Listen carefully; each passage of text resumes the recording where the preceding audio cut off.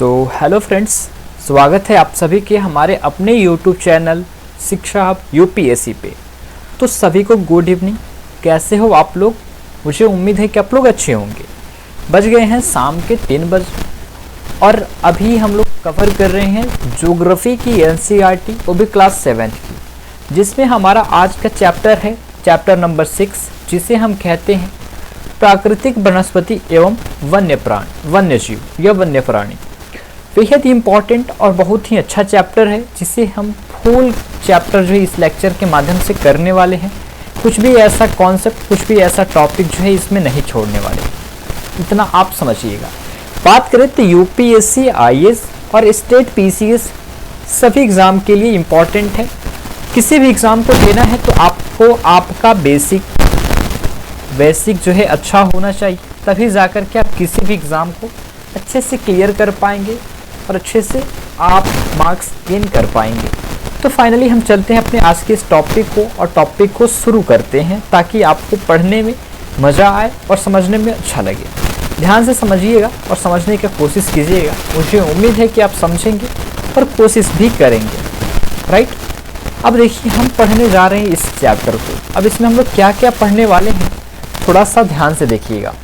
थोड़ा सा ध्यान से देखेंगे तो हम इसमें पढ़ने वाले हैं उष्ण एवं उपोष्ण प्रदेश, राइट। क्या पढ़ेंगे? उष्ण एवं उपोष्ण प्रदेश पढ़ने वाले हैं। ध्यान से देखिएगा, उष्ण एवं उपोष्ण प्रदेश, ठीक है, उपोष्ण प्रदेश को, ठीक है, राइट। अब देखिए, उष्ण एवं उपोष्ण प्रदेश तो हम इसमें पढ़ने वाले हैं, लेकिन इसमें भी हम दो पार्ट्स को इसमें कैटेगराइज करेंगे। इसमें भी हम दो पार्ट्स में पढ़ने वाले हैं इस चैप्टर को, ठीक है। पहले में हम देखेंगे life in the Amazon west, ठीक है। क्या देखेंगे? लाइफ, ध्यान से देखना, क्या देखने वाले हैं हम लोग इसमें? देखेंगे लाइफ, राइट। ध्यान से देखिएगा, क्या देखेंगे हम लोग? Life in the Amazon basin, ठीक है। और नेक्स्ट हमारा क्या होगा? पहले देखो, थोड़ा सा देख लो, फिर उसके बाद आगे की ओर हम लोग बढ़ेंगे। पहले देख लेते हैं कि इसमें हम लोग क्या क्या पढ़ने वाले हैं। एकदम अच्छे से पढ़ाएंगे और अच्छे से समझाने की कोशिश करेंगे। आप समझने का कोशिश कीजिएगा, ठीक है। आप समझने का कोशिश कीजिएगा। मुझे उम्मीद है कि आपको समझ में आएगा, राइट। मुझे उम्मीद है कि आपको समझ में आएगा। नेक्स्ट की मैं बात करूं तो नेक्स्ट हमारा होगा second number, life in Ganga and Brahmaputra, ठीक है। Life in Ganga and Brahmaputra, ठीक है, ब्रह्मपुत्र, ठीक है।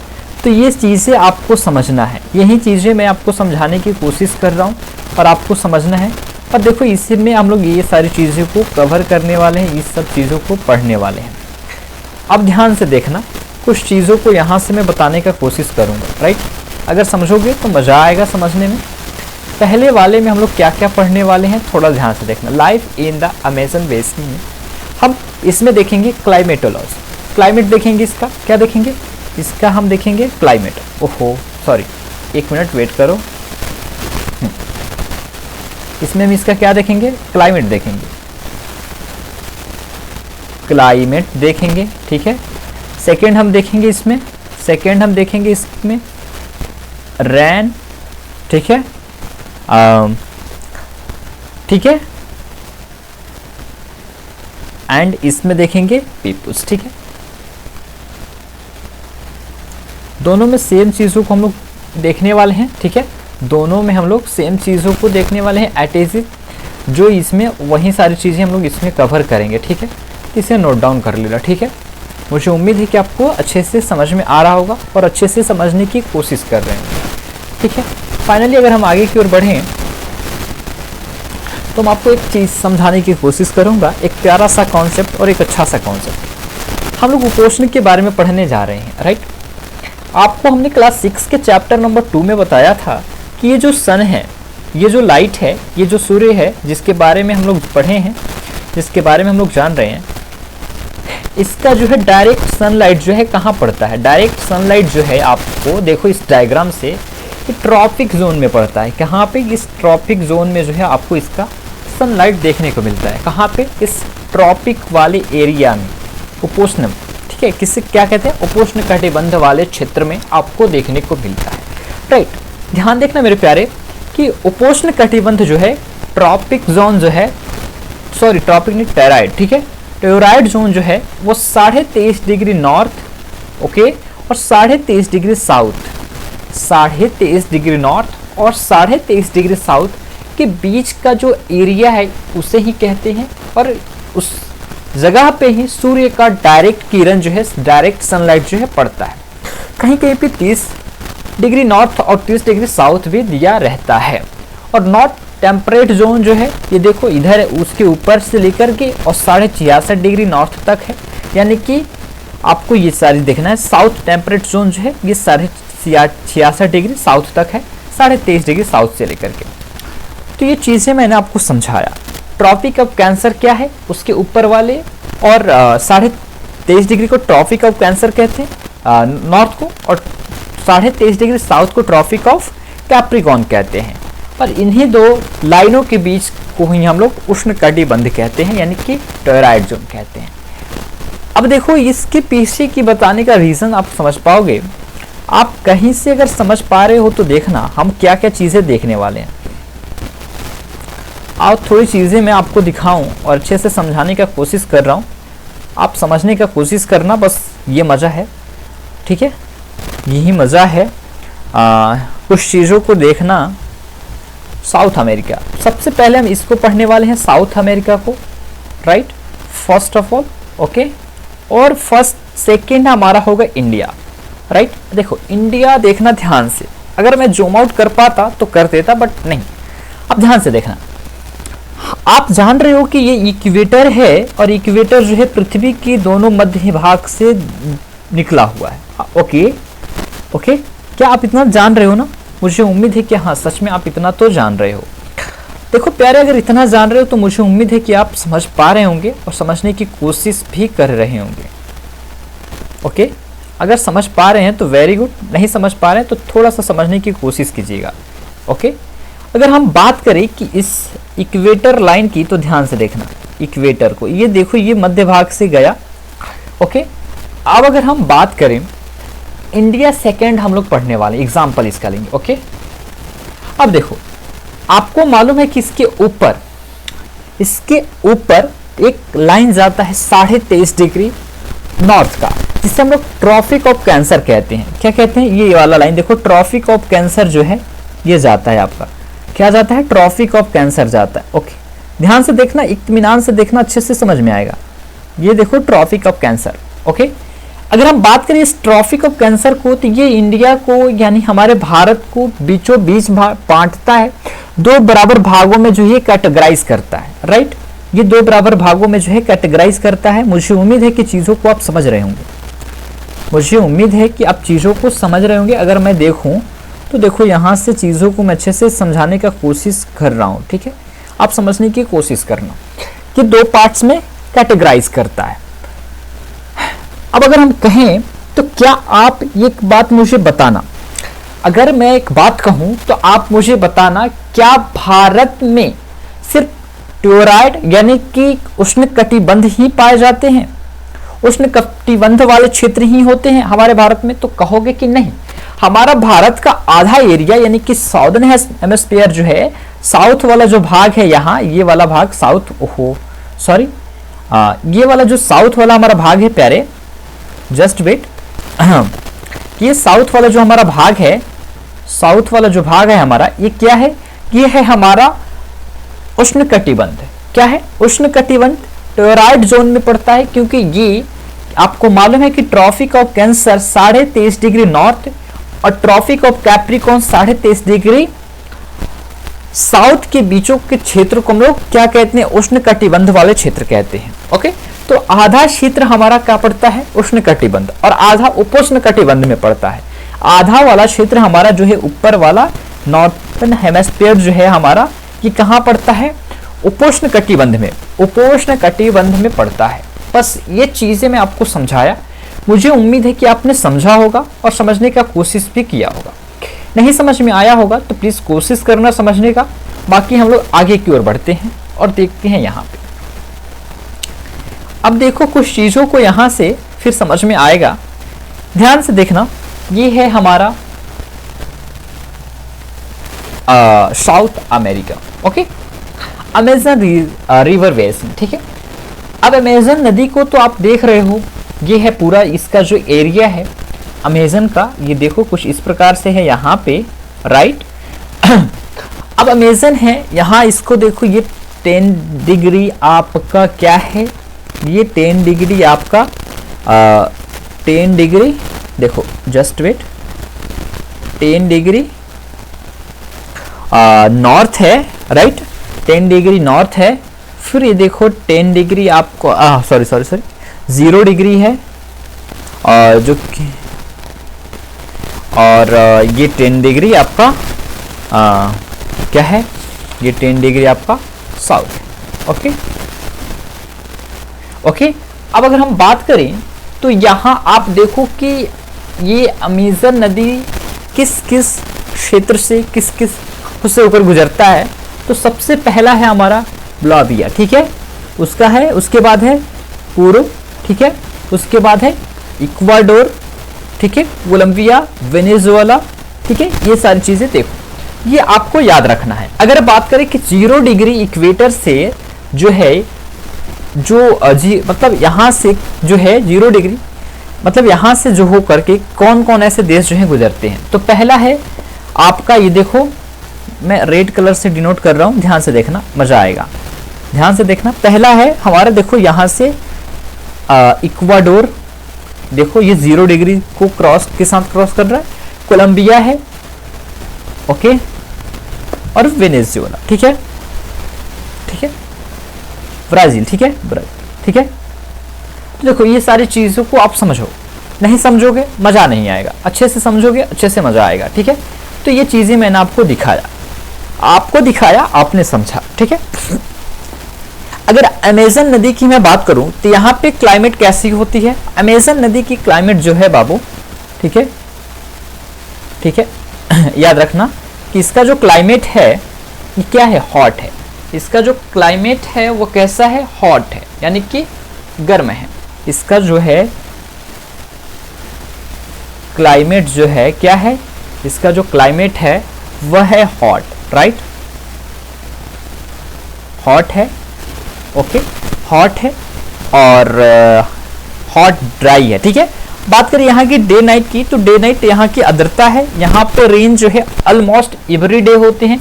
यहाँ पे जो है बारिश ऑलमोस्ट जो है, ठीक है, ऑलमोस्ट जो है एवरी डे होता है, एवरी डे होता है, ठीक है। तो ये सारी चीजें आपको लर्न करना है, अच्छे से समझना है, ओके। डे नाइट की बात करें तो डे नाइट यहाँ पे आर्द्र होता है, ठीक है, ठीक है। क्या होता है यहाँ पे, डे और नाइट की मैं बात करूं, डे एंड नाइट की बात करें तो यहाँ पे जो है आर्द्र होता है, ठीक, ओके ओके। मुझे उम्मीद है कि यहाँ तक आपने समझा। अगर समझा तो वेरी गुड, नहीं समझा तो समझने की कोशिश करो, मैं बार बार यही कहता, ठीक है। अब आ जाओ कुछ एनसीईआरटी के बुक्स पे आते हैं और इसको फॉलो करते हैं और पढ़कर देखते हैं कि क्या मजा है, ओके।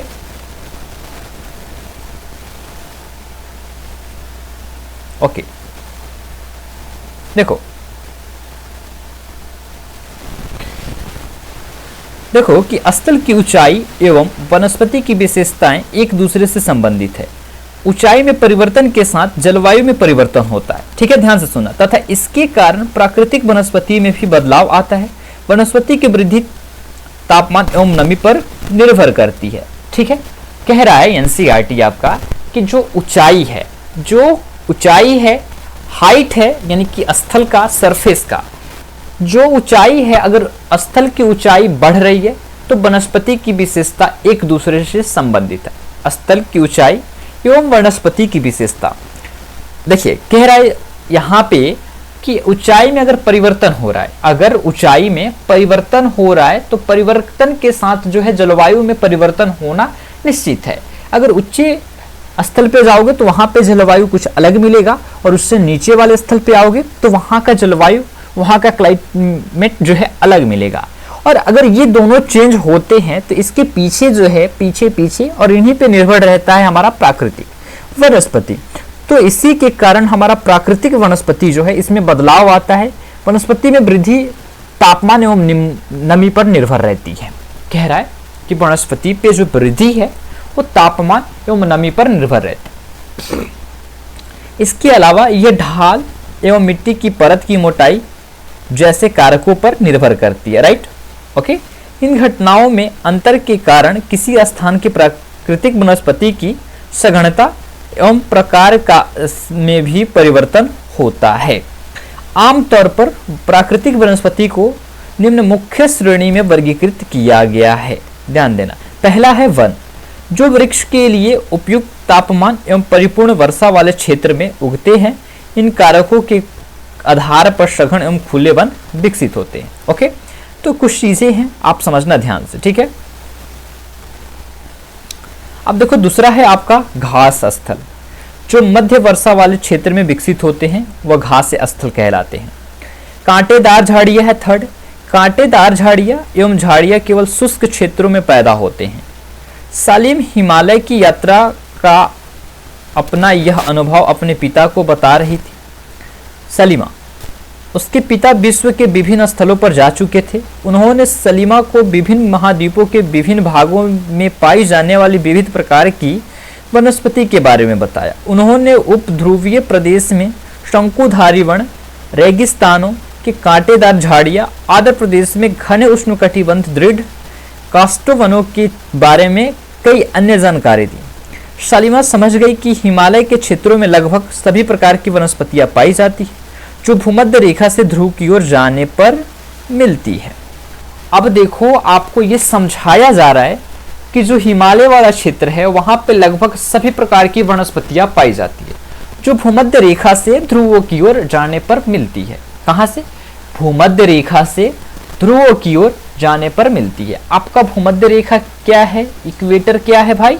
आप जान रहे हो, इक्वेटर जान रहे हो ना? ये रहा हमारा, ओहो सॉरी, एक मिनट, ये रहा इक्वेटर, ठीक है, भूमध्य रेखा।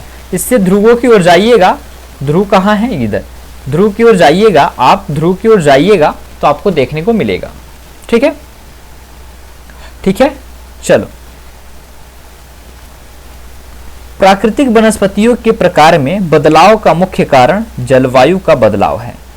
आइए हम विश्व के विभिन्न प्रकार की प्राकृतिक वनस्पतियों, उनके गुण, वहां प्रवास करने वाले अन्य वन्य जीवों की जानकारी प्राप्त करते हैं। आपसे बार बार यही कह रहा है कि प्राकृतिक वनस्पति के प्रकार में बदलाव, ठीक है, वहां के प्रकार में बदलाव जो है वहां के जलवायु के कारण ही होता है। राइट, अगर समझ गए तो बहुत अच्छा। चलिए आगे की ओर बढ़ें। बिल्कुल, अब एक एक करके देखते हैं चीजों को। पहले देखते हैं वन। क्या आप जानते हैं कि ब्राजील में उष्णकटिबंधीय सदाबहार वन इतने विशाल हैं कि ये पृथ्वी के फेफड़े की तरह प्रतीत होती है? आप बता सकते हैं क्यों? बताइए, ये क्वेश्चन किया आपसे। देखो, उष्णकटिबंधीय सदाबहार वन, सबसे पहले इन वनों को उष्णकटिबंधीय वर्षा वन भी कहते हैं। ये चित्र में दिखाया गया है, देखो कुछ इस प्रकार से। ये घने वन भूमध्य रेखा एवं उष्णकटिबंध के पास पाए जाते हैं। उष्णकटिबंध आपको मैं बता चुका हूं, बार बार मुझे एक्सप्लेन करने की जरूरत नहीं है।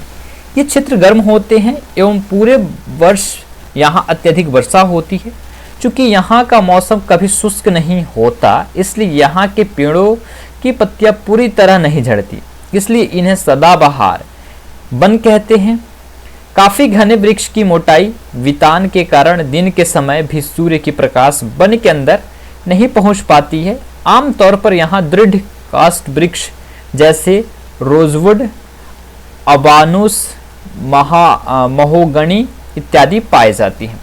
कि इतना घना और इतना घनघोर वन है कि यहाँ पे दिन में भी इतने मोटे मोटे वृक्ष के वितान होते हैं, जिसके कारण दिन में भी जब सूर्य भगवान हमारे जो महोदय ये सूर्य जी हैं, अगर ये अपना किरण की प्रकाश यहाँ देना चाहें तो नहीं दे पाते हैं, यहाँ तक नहीं पहुँच पाता है। ओके, कहाँ तक? इस वन के अंदर अंधेरा ही अंधेरा आपको देखने को मिलेगा। देखो, एनाकोंडा विश्व का सबसे बड़ा सांप है, ठीक है, जो उष्णकटिबंधीय जो है वर्षा वन में पाया जाता है। यह मगर जैसे बड़े जानवर को भी और को मार और खा सकता है, ठीक है। एनाकोंडा इसी वन में रहता है। ध्यान से देखिएगा, ध्यान से रहिएगा, सतर्क रहिएगा, यहाँ जाने की कोई नीड नहीं है। ओके, देखो आगे की ओर बढ़ोगे तो उष्णकटिबंधीय पर्णपाती वन है, और ये पर्णपाती वन मानसूनी वन होते हैं जो भारत, उत्तरी ऑस्ट्रेलिया एवं मध्य अमेरिका के बड़े हिस्सों में पाए जाते हैं। इन क्षेत्रों में मौसमी परिवर्तन होते रहते हैं। जल संरक्षित रखने के लिए शुष्क मौसम में यहाँ के वृक्ष पत्तियां झाड़ देते हैं। यहाँ के वृक्ष जो है पत्तियां को झाड़ देते हैं। इन वनों में पाए जाने वाले दृढ़ कष्ट वृक्षों में साल, सागवान, नीम तथा शीशम दृढ़ कष्ट वृक्ष फर्नीचर, यातायात एवं निर्माण सामग्री बनाने के लिए बहुत उपयोगी होती। इन प्रदेशों में आमतौर पर पाए जाने वाले जानवर बाघ, शेर, हाथी, गोंडन, लंगूर एवं बंदर इत्यादि पाए जाते हैं, ठीक है। ये सारी ये वन है, ये देखो ये पिक्चर्स आपको एनसीईआरटी जो है प्रोवाइड किया है। ओके ओके, चलो अब देखो शीतोष्ण पर्णपाती वन, ध्यान से देखना। देखो यहाँ पे बेसिक आपको इम्प्रूव किया जा रहा है, पूरा डेप्थ नहीं बताया जा रहा है, ना ही एनसीईआरटी ना ही मेरे द्वारा, ठीक है। अब देखो उष्ण अक्षांश की ओर बढ़ने पर अधिक शीतोष्ण पर्णपाती वन मिलते हैं। ये उत्तर पूर्व अमेरिका, चीन, न्यूजीलैंड, चिली और पश्चिमी यूरोप के तटीय प्रदेश में पाए जाते हैं। ये अपनी पत्तियां शुष्क मौसम में झड़ जाते हैं। यहाँ पाए जाने वाले पेड़ हैं, ठीक है, बांज, एस बीज इत्यादि, हिरन, लोमड़ी, भेड़िया यहाँ के आम जानवर हैं। फीटेज एवं मोनाला जैसे पक्षी भी यहाँ पाई जाते, ठीक है। तो आप यहाँ से ध्यान दो, इन सब चीजों को अच्छे से पढ़ो।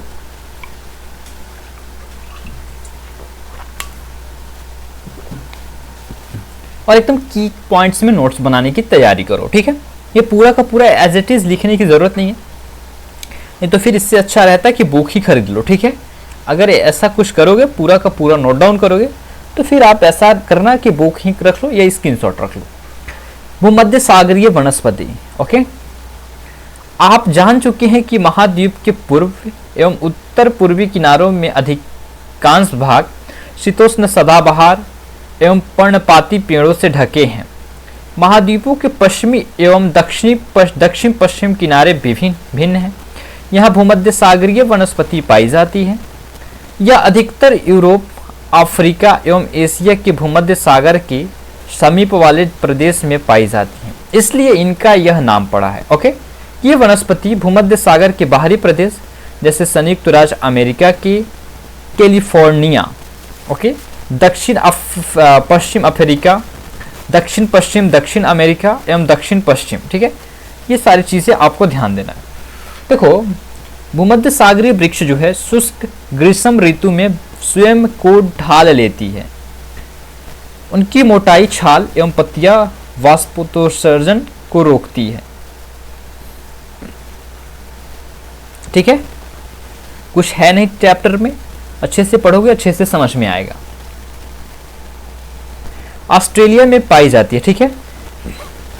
इन प्रदेशों में गर्म शुष्क ग्रीष्म एवं वर्षा वाली मृदुल शीत ऋतुएं होती है। इन क्षेत्रों में आमतौर पर संतरा, आजीर, जैतून एवं अंगूर जैसे नींबू वंश के फल पैदा किए जाते हैं, क्योंकि लोगों ने अपनी इच्छा अनुसार कृषि करने के लिए यहाँ की प्राकृतिक वनस्पति को काट दिया। यहाँ वन्य जीवन कम है। ओके, शंकुधारी वन एक होता है। उत्तरी गोलार्ध के उच्च अक्षांश जो 50 से 70 डिग्री के भव्य कुंभधारी वन पाए जाते हैं, शंकुधारी, ठीक है। इन्हें टैगा भी कहते हैं। अब टैगा क्या है? रूसी भाषा में टैगा का अर्थ जो होता है शुद्ध या अनछुआ, शुद्ध या अनछुआ, ठीक है। ये वन अधिक ऊंचाई पर भी पाए जाते हैं। इन्हीं वृक्षों को सालिमा ने हिमालय में प्रचुर मात्रा में देखा था। ये लंबे नरम काष्ठ वाले सदाबहार वृक्ष होते हैं। इन वृक्षों के काष्ठक का उपयोग लुगदी बनाने के लिए किया जाता है, ठीक है, जो सामान्यतः अखबारी कागज बनाने में काम आती है। नरम काष्ठक का उपयोग माचिस एवं पैकिंग के लिए बक्से बनाने के लिए भी किया जाता है। चीड़, देवदार आदि इन वनों के मुख्य पेड़ हैं। यहाँ सामान्यतः रजत लोमड़ी, मिंक, ध्रुवीय भालू जैसे जानवर पाए जाते हैं। ओके, ठीक है। तो ये चीजों को समझो कि इसकी कुछ पिक्चर्स हैं। अब यहाँ घास स्थल दिखा रहा है आपको। ओके, उष्ण कटिबंधीय घास स्थल वे वन जो भूमध्य रेखा के किसी भी तरफ उग जाते हैं। भूमध्य रेखा के किसी भी तरफ उग जाएंगे, किसी भी तरफ, ऊपर या नीचे, और भूमध्य रेखा के दोनों ओर से उष्ण कटिबंध क्षेत्र तक फैलते हैं, ठीक है। ये देखो, यहाँ वनस्पति निम्न से मध्य वर्षा वाले क्षेत्र में पैदा होती है। यह घास काफी ऊंची 3 से 4 सेंटीमीटर की ऊंचाई तक बढ़ जा सकती है। अफ्रीका का सवाना घास स्थल इस प्रकार का है। सामान्यतः रूप से उष्णकटिबंधीय घास में हाथी, जेब्रा, जिराफ, हिरण, तेंदुआ इत्यादि जानवर पाए जाते हैं। ओके, चलो आगे की ओर कंटिन्यू करते हैं। अब देखो, बस थोड़ा सा और बचा है, उसके बाद खत्म, ठीक है, उसके बाद खत्म ही होगा। शीतोष्ण घास स्थल ये मध्य अक्षांशीय क्षेत्र और महाद्वीपों के भीतरी भागों में पाए जाते हैं। अब ये सारी चीज़ें बताऊं, अक्षांशीय और महाद्वीपीय, तो ये फिर दिक्कत की बात है, क्योंकि मैं पहले से ही बताते आ रहा हूँ। यहाँ की घास आमतौर पर छोटी और पौष्टिक होती है, याद रखना। कहाँ की? शीतोष्ण घास स्थल। शीतोष्ण प्रदेश में सामान्यतः जंगली भैंस, बाइसन, एंटीलोप पाए जाते हैं। कुटीली झाड़ियाँ शुष्क रेगिस्तान जैसे प्रदेशों में पाई जाती हैं। उष्णकटिबंधीय रेगिस्तान महाद्वीपों के पश्चिमी किनारे पर पाए जाते हैं। तीव्र गर्मी एवं बहुत कम वर्षा वाले कारक यहाँ वनस्पतियों की कमी होती है। विश्व के मानचित्र पर रेगिस्तान प्रदेश को चिन्हित करें। अब आपको होमवर्क दिया जा रहा है कि आप भारत के बड़े रेगिस्तान का नाम बता सकते हैं। रेगिस्तान के कुछ जानवरों का नाम बताइए जिन्हें आप पहले से जान चुके हैं, ठीक है। और यहाँ पे कुछ इंपॉर्टेंट चीज़ें दी है जो आप स्क्रीनशॉट ले लो और नोट कर लेना। ओके, बहुत इंपॉर्टेंट है ये बॉक्स, ठीक है, ठीक है। चलो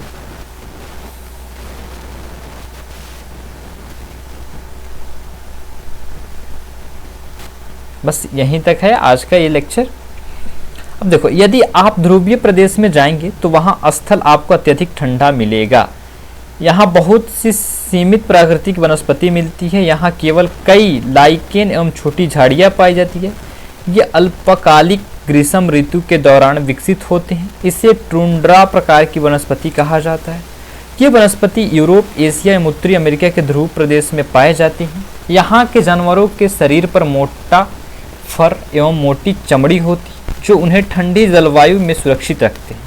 यहाँ पाए जाने वाले कुछ जानवर जैसे सील, वलारस, कबूतरी बैल, ध्रुवीय उल्लू, ध्रुवीय भालू एवं बर्फीली लोमड़ी। ओके ओके, तो कुछ ये चीज़ें हैं, इसमें ज़्यादा कुछ डिफ़िकल्ट चीज़ें नहीं हैं जो कि आपको याद नहीं होगा, आपको समझ नहीं आएगा, आपको समझाया जाए। देख लो, ये जो है पूरे पिक्चर्स का जो है आपको दिखाया है, पिक्चर जो भी नाम रखा है इसने यूज़ किया है वो सारी चीज़ें। तो आप नोट करो, अच्छे से पढ़ो और अच्छे से समझने की कोशिश करो।